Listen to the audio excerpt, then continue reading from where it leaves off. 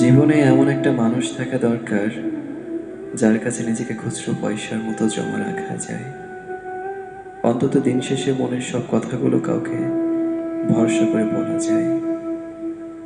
মানুষ কথা বলতে বলতে মরে যায় না, মানুষ ছটফট করে মরে যায় যখন সে কাউকে নিজের মনের কথাগুলো বলতে পারে না।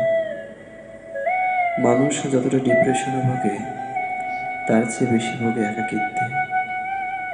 ডিপ্রেশন একটা সময় নিজে নিজে কাটিয়ে ওঠা যায়, কিন্তু একাকিত্ব কখনো নিজে নিজে কাটিয়ে ওঠা যায় না।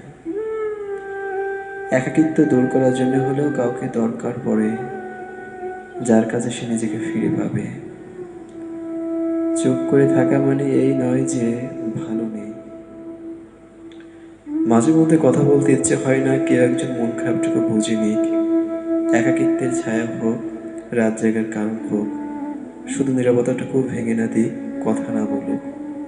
প্রচণ্ড ডিপ্রেশনে মানুষ এক জোড়া ভরসা করার মতো হাত খোঁজে, একটা বিশ্বাস করার মতো মন খোঁজে। কারণ সে চায় যত খারাপ সময় আসুক না কেন, কেউ একজন তাকে বলুক, ভয় নেই, আমি তো আছি।